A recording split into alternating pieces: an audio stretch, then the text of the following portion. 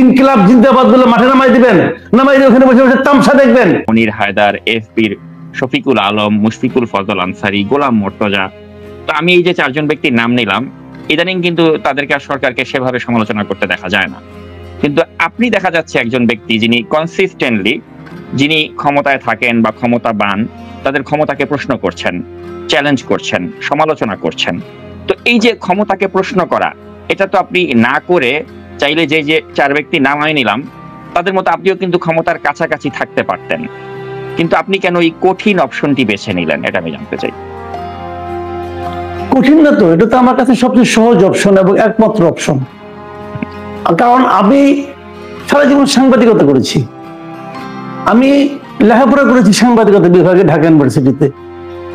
তার মানে আমি সাংবাদিকই হতে চেয়েছি, এবং সাংবাদিকতা শুরু থেকে আমি অন্য কোনো প্রফেশনে যাইনি, একটা কাজই করেছি। আমার কোনো সাইড বিজনেস নাই, এই ব্যবসাটাও আমি শিখিনি। আমি একটা কাজই জানি, যে কাজটা আমি জানি আমি সেই কাজটাই করছি। এবং সাংবাদিকের মূল কাজটা কি?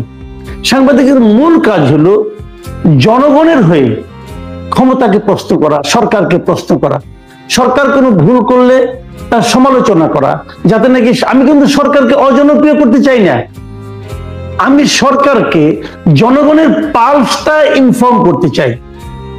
আমি সরকারকে বলতে চাই জনগণ আপনাকে নিয়ে কি ভাবছে, সরকার সিদ্ধান্ত নেবে তারা জনগণের পালসকে ফিল করবে কি করবে না। বাট আমার দায়িত্ব হলো ইনফর্ম করা। যদি সরকার সেই কাজটা না করে তাহলে সরকারের সমালোচনা করি। এখন আমি এই কাজটাই পারি। আপনি একটা কথা ভাবেন, ধরা যাক আমি 36 ইয়ার ধরে সাংবাদিকতা করি, আর তো কিছু করি নাই। এখন আপনি আমাকে বলেন মাসুদ কামাল তুমি এখন থেকে রিক্সা চালাবা, এতে তুমি, আমি তোমাকে এমন একটা রিক্সা চালানোর দায়িত্ব দেবো এবং এমন একজন লোককে তুমি বহন করে নিয়ে যাবা যে তোমার 1 মাসে তুমি যা আয় করো সেই একদিনে তুমি সে আয়টা করবা। ধরেন আপনি আমাকে এই দায়িত্বটা দিলেন, ওই দায়িত্বটা তো নেবো না, কারণ ওটা আমি পারি না, আমি তো রিক্সা চালাতে পারি না রে ভাই। এখন ওনারা মনে করেছেন যে ওনারা সরকারি কর্মকর্তা হয়ে অথবা সরকারের ঘনিষ্ঠ হয়ে পারবেন, আমি তো পারতাম না, কারণ আমি চেষ্টাই করি নাই। আমি ওই চেষ্টাই করিনি। দুই একটা যে অফার আমার কাছে আসে নাই তা না, অনেকে আমাকে জিজ্ঞাসা করেছে, কেউ আরে ঠারে জিজ্ঞাসা করেছে, কেউ সরাসরিও বলেছে। আমার তো একটাই জবাব, ভাই ওই কাজটা তো আমি পারি না। যে কাজটা আমি পারি না সে কাজটা আপনি আমাকে দিয়ে করাতে চাচ্ছেন কেন? আমি যেটা পারি সেটাই করি। এবং আমি আপনার মাধ্যমে এটাও বলি, অনেকে দেখবেন আমাকে সমালোচনা করে, অনেকে বলে যে উনি কিছু হতে চেয়েছিল, অনেকে সরাসরিও বলে উনি উপদেষ্টা হতে চেয়েছিলেন, পারেননি বলে এখন মনের ক্ষোভ মেটানোর জন্য সমালোচনা করেন, অনেকে কিন্তু এরকম বলেন। আমি তাদেরকে আগেও বলেছি, এখনো বলি আপনার মাধ্যমে, যে আমি আমার বাকি জীবনে কোনোদিন কোন সরকারের ঘনিষ্ঠ হওয়ার চেষ্টা করব না, কোন সরকারের কোনো দায়িত্বে আমি যাব না, বেতনভোগী কোনো দায়িত্বে আমি যাব না। কারণ ওই কাজটা আমি যাবো না, এই কারণে এটা কিন্তু আমার মহাত্ম না, আমার উদারতা না, অথবা আমার মানে এই না, এই আপনার কি বলে এটাকে ত্যাগী ব্যাপার স্যাপার না। যদি আমি করতে যাই তাহলে আমি লেজি গোবর করে ফেলবো। যে জিনিসটা এখন হচ্ছে, আমি আপনাকে আরেকটা ছোট্ট উদাহরণ দিয়ে শেষ করি, যে জিনিসটা এখন হচ্ছে, ডক্টর ইউনূস কি বলেছেন ইন্টারভিউতে নুরুল কবিরকে? উনি বলেছেন আমরা তো কেউ এই জগতের লোক না, আমি নিজেও এই জগতের লোক না, ওনারাও এই জগতের লোক না, আমরা এসেছি অন্য জগৎ থেকে, এটা দেখি কিছু করতে পারি কিনা। এই যে কথাটা, এর চেয়ে রিস্কি, এর চেয়ে ঝুঁকিপূর্ণ কথা হতে পারে না। আপনি যেটা পারেন না, আপনি যদি মনে করেন আপনি পারেন না, তাহলে সেটা আপনি করতে আসলেন কেন? কারণ এটা তো আপনার পার্সোনাল লক্ষ্য না, কিন্তু আপনার কিন্তু মানুষের জীবন নিয়ে, দেশ নিয়ে এক্সপেরিমেন্ট করার কোনো অধিকার নাই।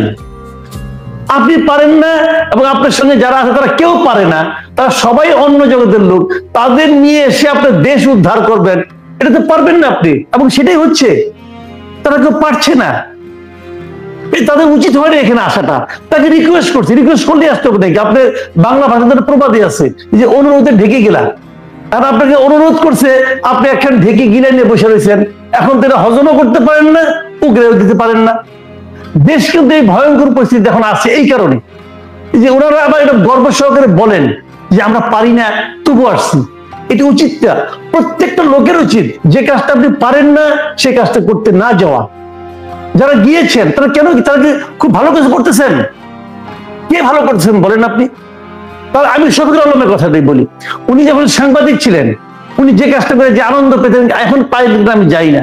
উনি যে কাজটা যেভাবে সাফল্যের সঙ্গে সুচারুভাবে উনি সম্পন্ন করতেন, এখন উনি করতে পারছেন না। উনি প্রতিনিয়ত বিতর্কিত হচ্ছেন তো। মনির হায়দার একই জিনিস। মনির হায়দার আমার কলিগ ছিল, আমার ছোট ভাইয়ের মতো। তাকে আমি খুবই মেধাবী সাংবাদিক হিসেবে মনে করি, কিন্তু কি হিসেবে মনে করি? সাংবাদিক হিসেবে। মেধাবী সাংবাদিক কিন্তু মেধাবী কার্পেন্টার হবে না, মেধাবী সাংবাদিক কিন্তু মেধাবী উপদেষ্টাও হবে না। এটা হবে না রে ভাই। এটা এবং সে দেখবেন বিতর্ক করে বিতর্ক মানে কাঁধে নিয়ে 100 বছর বিদায় হবে। যে কারণে আমি মনে করি যে আমি যা করছি এটা আসলে আমার এটা ছাড়া করার কোনো কিছু উপায় ছিল না। ধন্যবাদ। এবার জনাব ফজলুর রহমান, এই আপনারা দুজন আজকাল যে ধরনের আলাপ আলোচনাগুলো আমাদের সামনে আনছেন, এর ফলে একটা শ্রেণীর মানুষ কিন্তু আপনাদের তীব্রভাবে সমালোচনা করছে এবং সমালোচনা করে তারা বেশ আনন্দও পাচ্ছে। অথচ আপনি বা জনাব ফজলুর রহমান তো নিশ্চয়ই জানেন যে কোন ধরনের কথাবার্তা বললে অনলাইনের যারা সো-কল্ড যারা ভক্ত রয়েছেন তাদের কানে আরাম লাগে এবং আপনার ভিউ বাড়বে। কিন্তু তা না করে আপনারা দুজন কেন এত তেতো কথা বলছেন সাম্প্রতিক সময়, সেটা একটু জানতে চাই। দেখেন, ফজলু ভাই কেন বলছেন এটা আমি বলতে পারবো না, ফজলু ভাইয়ের ব্যাপার। ফজলু ভাইয়ের দায়িত্ব তো নিতে পারবো না। উনি একটা রাজনীতি করেন, উনি দীর্ঘদিন রাজনীতি করতেন। আমি যখন ইউনিভার্সিটিতে ভর্তি হই, আমি যখন ইউনিভার্সিটি পড়ি, তখনই উনি বিশাল নেতা, আমি তখন ক্ষুদ্র একটা স্টুডেন্ট। এবং আমার মনে আছে, আমি যখন ঢাকা ইউনিভার্সিটিতে পড়তাম, আমাদের 2-3 জন লোকের বক্তৃতা শোনার জন্য আমরা ক্লাস পর্যন্ত মিস দিতাম। আমি দিতাম মিস, মানে ক্লাস মিস দিয়ে হলে ওই নেতাদের বক্তৃতা শুনতাম। এরা কারা?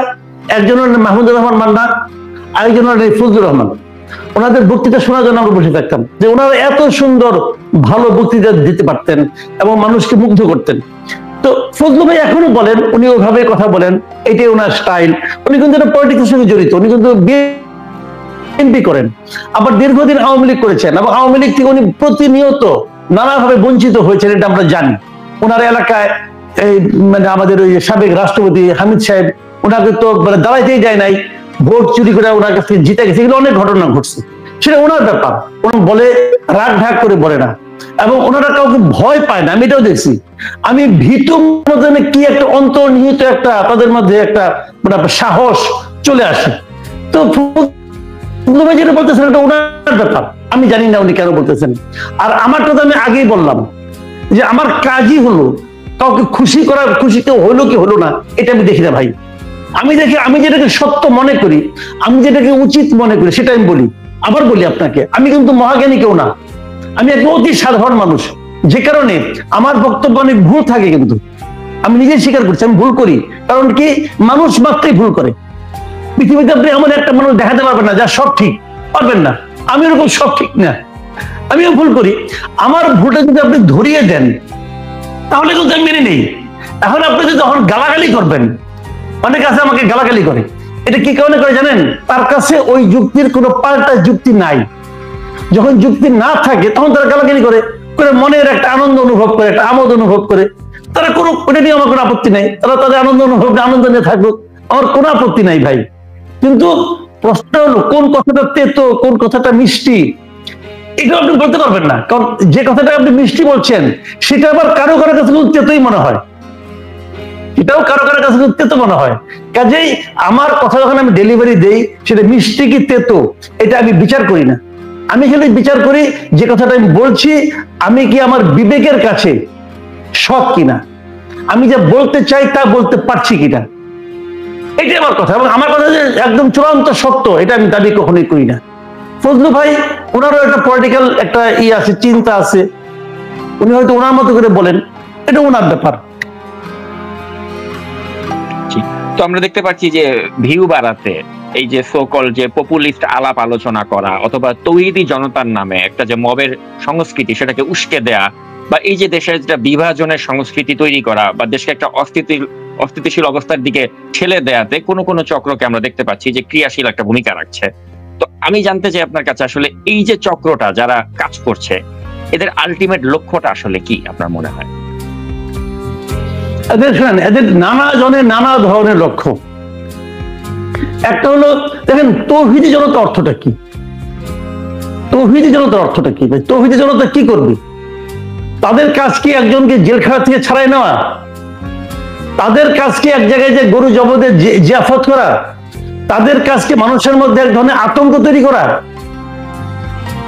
এটা তৌহিদের, এটা যদি তৌহিদের জনতার কাজ হয় তাহলে তৌহিদি শব্দটার অর্থই কিন্তু চেঞ্জ হয়ে যাচ্ছে। এটা কি আল্লাহ করতে বলছেন? বলেন নাই। এখন ওনারা করেন, কেন করেন সেটা আমি বলি। সরকার পরিবর্তন, হাসিনা সরকারের পতনের পর কতগুলি জিনিস কিন্তু খুব ঠান্ডা মাথায় খেয়াল করতে হবে। হাসিনা সরকার কিছু মানুষ তার 16 বছরের রাজত্বকালে কিছু মানুষকে তারা অহেতুক টর্চার করেছে, অহেতুক টর্চার করেছে।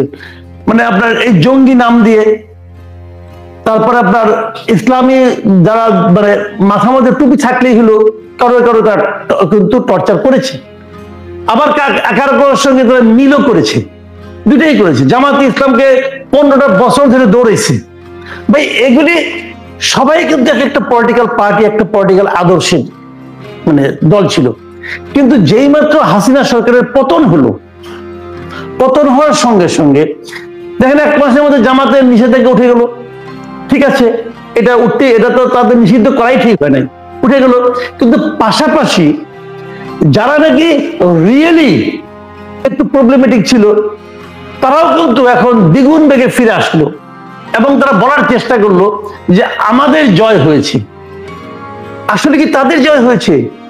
তাদের জয় হয়নি, জয় হয়েছে সাধারণ মানুষের। এদেশের সাধারণ মানুষ যারা, তারা কিন্তু এই সমস্ত আপনার মোরাল পুলিশিং করে না। তারা যে মোরাল পুলিশিং করা শুরু করলো, যে কার ওনার দৈর্ঘ্য কতটুকু, কার ওনার দেহের কত অংশ ঢাকতে পারলো, এই মোরাল পুলিশিং আমাদের দেশের মানুষ করে না। গ্রামে যান, গ্রামে যাই দেখেন গ্রামের নারীরা কিভাবে থাকে দেখেন। ওটা নিয়ে কোনো সমস্যা হয়? হয় না তো, ওটা তো সমস্যা হচ্ছে না। কিন্তু এটা যারা করছে এই কাজগুলো, তারা এইগুলির মাধ্যমে নিজেদের শক্তিমত্তার প্রকাশ ঘটানোর চেষ্টা করছে, আর কিচ্ছু না। আর এদেরকে কিছু লোক উস্কে দেয়, কিছু লোক উস্কে দিচ্ছে। তারা তাদের মধ্যে মানে 2-1 জন বলতেই হয়, তারা 2-1 জন বিদেশে অবস্থান করে, তারা ওইখান থেকে এদেরকে উস্কে দেয়।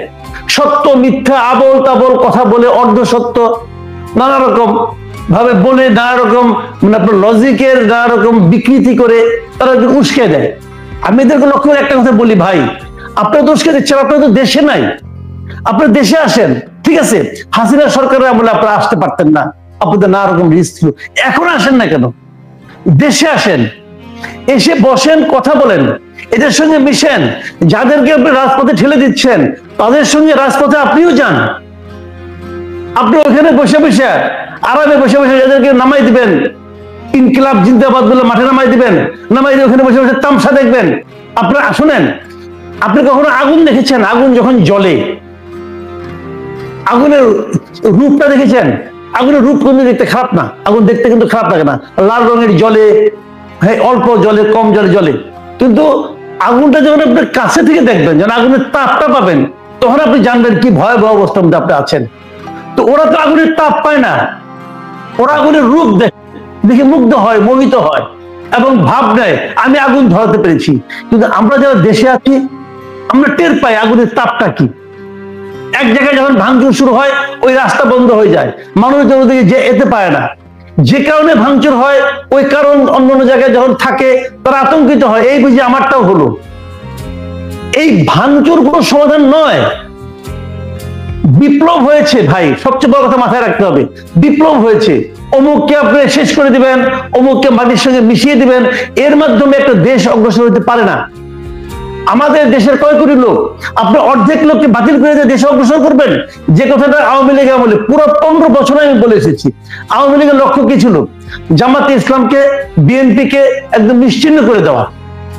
আওয়ামী লীগ কিন্তু এই উদ্দেশ্য নিয়ে মাঠে নেমেছিল এবং তারা সেটা করতো, ধীরে ধীরে ধীরে ধীরে করতো। এবং তারা তো এক পর্যায়ে বিএনপিকে একটা জঙ্গি সংগঠন হিসেবে আখ্যায়িত করতে চেয়েছে। জিয়াউর রহমানের মতো মুক্তিযোদ্ধাকে বলছে সে নাকি পাকিস্তানের চর ছিল, বলছে তোরা ভাইগুলো কেন বলছে? তাদের লক্ষ্য ছিল বিএনপিকে নিশ্চিহ্ন করে দেওয়া। তখন আমি বারবার বলেছি, আপনি বিএনপির যে এই কোটি কোটি সমর্থক আছে, জামাতের যে কোটি কোটি সমর্থক আছে, এই লোকগুলিকে আপনি নিশ্চিহ্ন করতে পারবেন না। তাদেরকে কি আপনি বঙ্গোপসাগরে ফেলে দিবেন? পারবেন না। বিভক্ত জাতি অগ্রসর হতে পারে না। এখন আমি দেখছি এই সরকারের আমলে এসেও, এই অন্তর্বর্তীকালীন সরকারের আমলে এসেও, এই ডক্টর ইউনূসের মতো লোকের আমলে এসেও আমি দেখছি তারা দেশটাকে আগের চেয়েও তীব্রভাবে বিভক্ত করার চেষ্টা করছে। এটা আমার জন্য মনে হচ্ছে একটা ভয়ঙ্কর একটা দৃশ্য। এবং আমি আবারও বলছি, বিভক্ত জাতি অগ্রসর হতে পারে না, দেশকে ঐক্যবদ্ধ করতে হবে। যারা অন্যায় করেছে তাদের প্রত্যেককে আপনি সাজার আওতায় নিয়ে আসেন, আমার কোনো আপত্তি নাই, কিন্তু দেশটাকে দয়া করে ভাগ করবেন না। এবং দেশটাকে ভাগ করার জন্য সবাই যেন প্রাণপণে একটা কম্পিটিশনে নেমে গেছে।